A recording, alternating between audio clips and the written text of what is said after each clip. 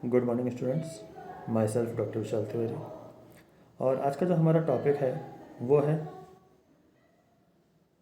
गौतमीपुत्र सातकर्णी के उत्तराधिकारी।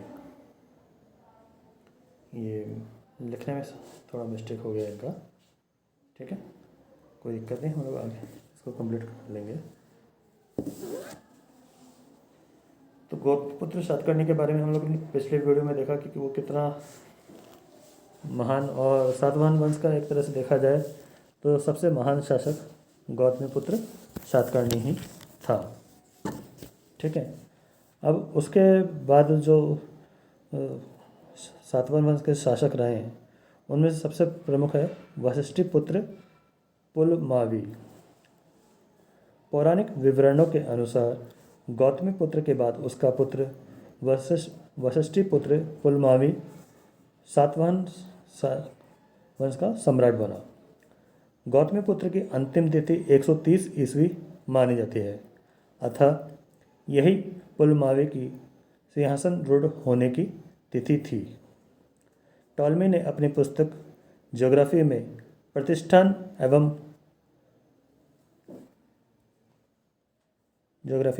प्रतिष्ठान का शासन सिरो पोलेमायु को बताया है, जो पुलमावी ही जान पड़ता है। पुराणों में उसे पुलोमा कहा गया है। कुछ मुद्राओं पर भी वशिष्ठिपुत्र स्वामी श्री पुलमावी नाम मिलता है। गौतमीपुत्र की मृत्यु के बाद उसके द्वारा स्थापित विशाल साम्राज्य पर शकों की काली छाया पुनः पड़ने लगी थी। इस बार खतरा शकों का कार्दमक वंश से था। इस वंश के जस्टन एवं रुद्रदामन ने सातवाहनों को पराजित किया था।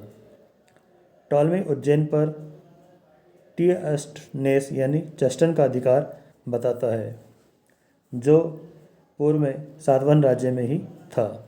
स्पष्ट है कि जस्टन के समय में ही शकों ने पुष्कर यानी कि जो अजमेर के अंदर आता है, पुष्कर, मालवा आदि पुलमावी से छीन लिए थे। 150 ईस्वी का रुद्रदामन प्रथम का जूनागढ़ अभिलेख, जो कि गिरनार पर्वत गुजरात के अंदर है आता है, अभिलेख में लेख आकार पूर्वी मालवा, अनूप, महिष्मती के निकटवर्ती प्रदेश, सौराष्ट्र का जो कि काठियावाड़ में था, और कुकुर यानी पश्चिमी राजस्थान और उपरांत उत्तरी कोंकण के क्षेत्रों को रुद्रदामन के राज्य में बताता है। ये प्रदेश पूर्व में सभी के सभी सातवाहन राज्य में शामिल थे। इस अभिलेख में रुद्रदामन द्वारा सातकर्णी शासक को 2 बार पराजित करने का उल्लेख है। वह यह भी कहता है कि उसने निकट संबंधी होने के कारण पराजित होने पर भी उसका विनाश नहीं किया।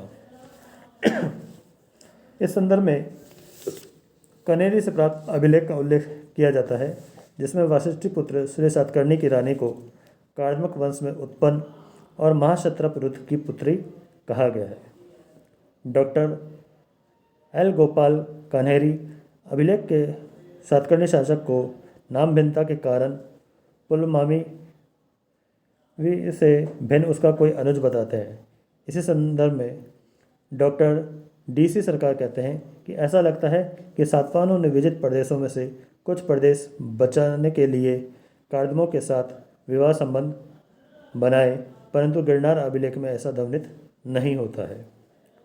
वशिष्ठिपुत्र ने पश्चिम एवं उत्तर के कुछ भागों पर शकों का कब्जा हो जाने की भरपाई के लिए आंध्र, विदर्भ और संभवतः कोरामंडल तट पर तक अपना राज्य विस्तृत किया। प्रतिष्ठान उसकी राजधानी बनी रही। यह इन तथ्यों से स्पष्ट है कि नासिक उसके अधीन बना रहा। नासिक अभिलेख में उसे दक्षिणा पथेश्वर कहा गया है। कोरोमंडल से उसकी मुद्राएं मिलती हैं। अमरावती में उसका अभिलेख भी मिला है। पुलमावी ने 130 ईस्वी से संभवतः 154 ईस्वी या 159 ईस्वी तक राज्य किया। उसके शासन के 24वें वर्ष का उल्लेख अभिलेखों में मिलता है, परंतु पुराण उसका शासन 28 या 29 वर्ष का बतलाते हैं। पुलमावी के पश्चात लगता है कि कुछ छोटे एवं महत्वहीन शासक और हुए जिसके विषय में कोई खास जानकारी उपलब्ध नहीं है। अब हम बात करते हैं दूसरा उसमें शासक है यज्ञश्री सातकर्णी। सातवाहन वंश का ये अंतिम महत्वपूर्ण शासक था। कौन था? यज्ञश्री सातकर्णी। पुराणों में वर्णित यज्ञश्री का अभिलेखों में यज्ञ सातकर्णी के नाम से उल्लेख मिलता है। पुराणों के अनुसार उसने 29 वर्ष तक शासन किया। अभिलेखी साक्ष्य उसके 20वें वर्ष से 27वें वर्ष के मिलते हैं। पुराने के अनुसार यज्ञश्री गौतमीपुत्र के 35 वर्ष बाद शासक हुआ, अर्थात उसका शासनकाल 130 प्लस 35 बराबर 165 ईस्वी मानना उपयुक्त होगा। यज्ञश्री सातकर्णी ने एक बार फिर शकों से संघर्ष करके उनसे अपने क्षेत्र पुनः प्राप्त कर लिए। उसके शासनकाल के 16वें वर्ष का एक अभिलेख कन्हेरी से प्राप्त होता है। अपरांत की राजधानी सोपारा से प्राप्त उसके सिक्के रुद्रदामन के सिक्कों के प्रतिरूप मात्र हैं। इससे स्पष्ट है कि अपरांत यज्ञश्री ने वापस प्राप्त कर लिया था। यज्ञश्री सातकर्णी की मुद्राएं गुजरात, काठियावाड़, पूर्वी और पश्चिमी मालवा, मध्य प्रदेश और आंध्र प्रदेश में पाई गई और उसकी शक प्रारूप पर बनी मुद्राओं से भी उसकी शकों पर विजय का संकेत मिलता है। यज्ञश्री के काल में समुद्र पर्यंत तक सातवाहन राज्य विस्तृत था, यानी कि अरब सागर तक। उसके काल में व्यापारिक उन्नति से समृद्धि प्राप्त हुई होगी। उसकी कुछ मुद्राओं पर 2 मस्तूल वाले जहाज एवं मछली एवं शंख का अंकन मिलता है। सातवाहन शक संघर्ष का संभवतः यह अंतिम दौर था, क्योंकि इसके बाद दोनों के संघर्ष के जो लेख हैं वो अप्राप्य हैं। शायद दोनों ही अब तक इतने कमज़ोर हो चुके थे कि वे अपनी साम्राज्यवादी नीति को बढ़ाने में असमर्थ थे। हो सकता है कि इसके बाद का काल उनके आपसी संघर्षों एवं विपत्तियों के निपटाने में ही बीता हो।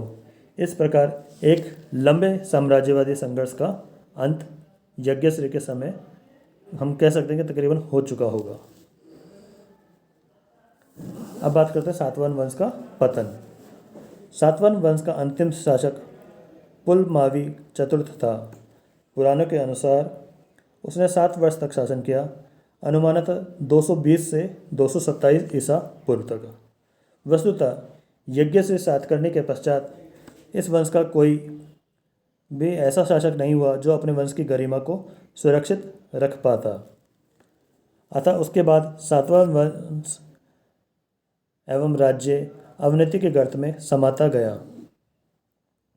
महाराष्ट्र में कालांतर में आभीरों ने और पूर्वी दक्षिणापथ पर इक्ष्वाकु वंश ने और पल्लवों ने अपने राज्य कायम किए और लगभग 4 सदी पुराने सातवाहन वंश का विलोप हो गया।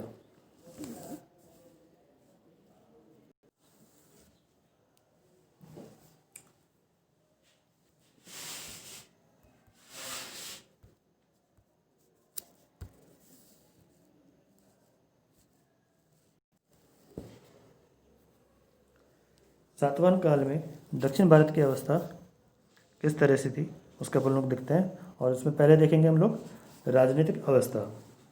सातवाहनों ने दक्षिण भारत में पहली बार एक विशाल साम्राज्य की स्थापना करके दक्षिणी प्रायद्वीप के एक बहुत बड़े भाग में राजतंत्रात्मक शासन व्यवस्था जो कि केंद्रीय शासन के उस पर आधारित थी की स्थापना करी।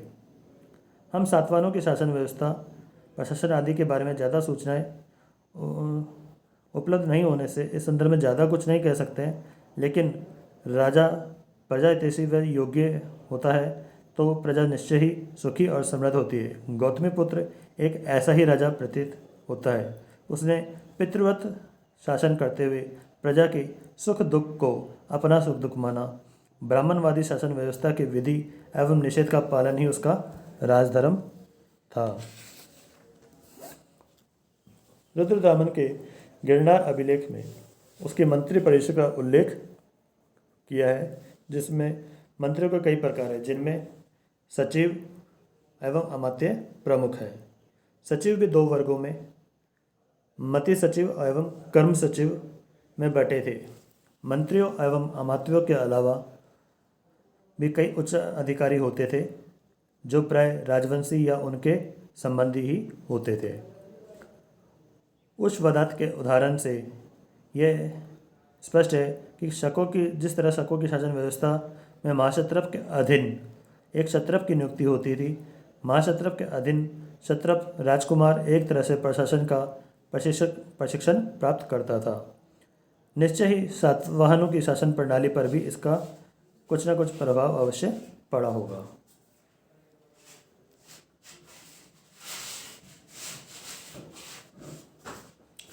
रुद्रदामन एवं खारवेल के अभिलेखों के आधार पर कहा जा सकता है कि सातवाहन राज्य में इससे मिलते जुलता व्यवस्था अवश्य रही होगी। और खारवेल और रुद्रदामन के अभिलेखों से यह भी ज्ञात होता है कि उस समय नगर एवं ग्राम में स्थानीय शासन के लिए राजनीतिक सभाएं होती थी और इनका स्वरूप शायद आधुनिक नगर परिषद जैसा होता था। शासन चलाने के लिए खर्चों के लिए कर या विष्टि का सहारा लिया जाता था। संभवतः व्यापारिक करों से काफ़ी आय होती होगी क्योंकि शक एवं सातवाहन दोनों ही पश्चिमी समुद्री बंदरगाहों पर अपने अधिकार के लिए हमेशा लालायित रहते थे। अब हम बात करते हैं यहाँ पे इनकी सामाजिक अवस्था की। समाज किस तरह कैसा था? समाज वैदिक वर्णाश्रम व्यवस्था के अनुसार 4 वर्णों में बटा था। सातकर्णी राजा ब्राह्मण वंश के थे।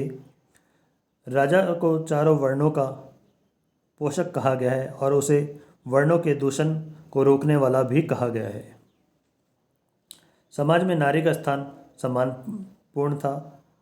गौतमी, बलश्री, वशिष्ठी और नागनिका आदि उदाहरणों से स्पष्ट है कि समाज में महिलाओं को सामान्य स्थान प्राप्त था। सम्भ्रात महिलाओं का समाज में विशिष्ट स्थान था।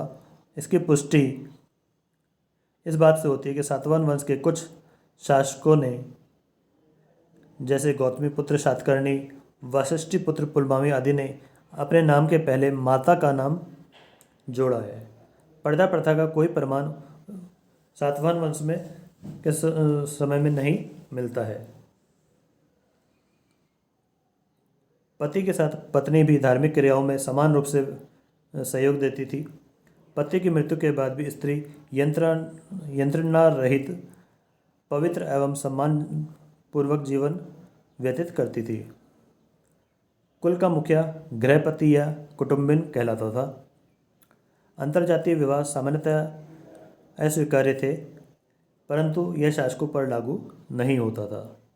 रुद्रदामन की पुत्री से वशिष्ठी पुत्र के विवाह के ये इस बात के संकेत हैं कि इस समय विदेशियों के भारतीयकरण की प्रक्रिया जारी थी और शासकों में इस तरह के विवाहों का राजनीतिक महत्व भी होता था। मालाकार यानी माली, वर्द की बढ़ाई, सुवर्णकार, सुनार, अंधाजक आदि विविध सामाजिक वर्गों के नाम भी अभिलेखों में हमें मिलते हैं, परंतु ये कोई जाति सूचक नहीं थे। अब हम बात करते हैं इसमें धार्मिक अवस्था की। शुंग काल की ही भांति सातवाहन काल भी ब्राह्मण धर्म का पुनरुत्थान का काल था। सातकर्णी के 2 अश्वमेध यज्ञों व एक राजसूय यज्ञ की सूचना नागनिका के अभिलेख से मिलती है। राजसूय एवं अश्वमेध के अलावा इस काल में आपतोर्या, आग्नाध्यय आदि यज्ञ भी होते थे, जो स्पष्ट है कि इस समय कर्मकांड प्रधान ब्राह्मण धर्म का बोलबाला रहा होगा। ब्राह्मण धर्म के साथ ही वैष्णव एवं शैव धर्मों की भी लोकप्रियता थी। सातवाहन अभिलेखों में विष्णु के नाम से जाने वाले लोगों के उल्लेख बहुत हैं। इसी तरह शिव, स्कंद आदि नामों का प्रचलन भी शैव धर्म के लोकप्रियता के परिचायक है। विदेशी भी इस काल में भारतीय धर्मों को अपना रहे थे। नहपान के शक्त दामाद ऋषभदत्त ने ब्राह्मण धर्म अपनाया और दान आदि दिए। 2 यवनों सिंहध्वज एवं धर्म के बौद्ध होने का उल्लेख कार्ले के अभिलेख में हमको उपलब्ध है। जैन एवं बौद्ध धर्म का भी काफ़ी प्रसार हो चुका था। सातकर्णी प्रथम द्वारा जैन एवं बौद्धों को प्रभुत्व दान देने के अभिलेखी उल्लेख हैं। धनिकों द्वारा गुफाएं बनवाकर दान देने के उल्लेख कार्ले, जुनार आदि गुफाओं से प्राप्त हुए हैं। शासक द्वारा भिक्षुओं के लिए गुफाएं बनवाकर देने एवं अक्षय निधियों श्रेणियों के पास जमा करवाकर इनके खर्चों की व्यवस्था करने के अनेक उल्लेख मिलते हैं। धार्मिक सद्भाव एवं सहयोग का वातावरण उस समय था। धार्मिक उत्पीड़न का कोई भी प्रमाण उपलब्ध नहीं है इनके शासनकाल में। अब बात करते हैं हम लोग आर्थिक अवस्था की। समाज की आर्थिक दशा काफ़ी अच्छी थी। कृषि मुख्य व्यवसाय था, परंतु कृषि के अलावा भी नाना प्रकार के उद्योग धंधों में लोग लगे हुए थे।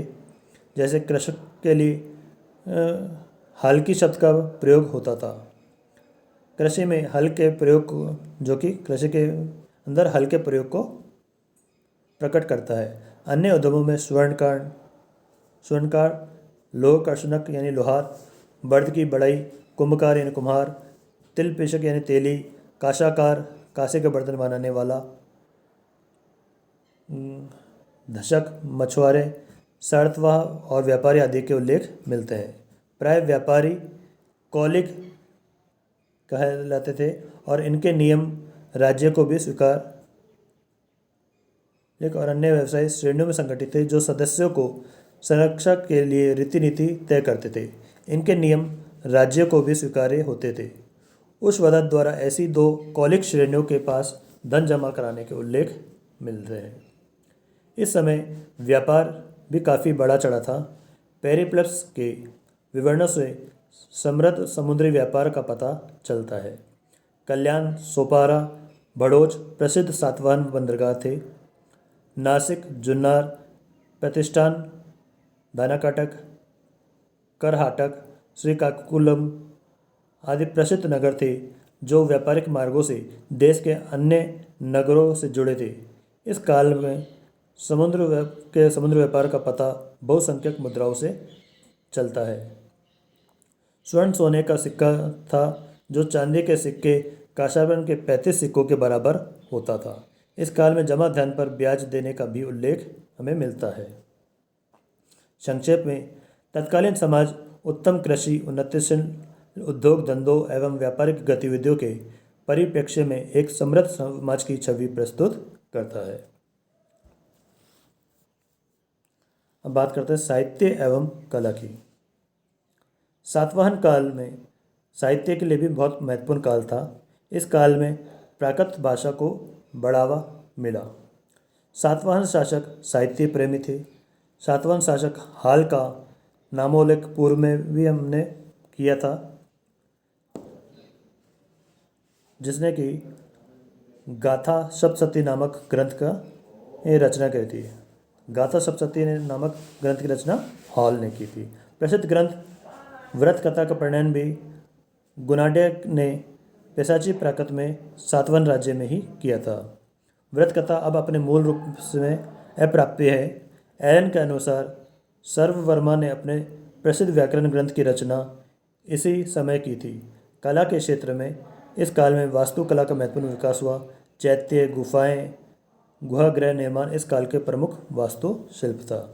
तो इस तरह से हम कह सकते हैं कि सातवाहन वंश अपने का जो राजनीतिक, आर्थिक, सामाजिक और धार्मिक और साहित्य कला की दृष्टि से एक बहुत ही संपन्न राज्य और काल रहा है।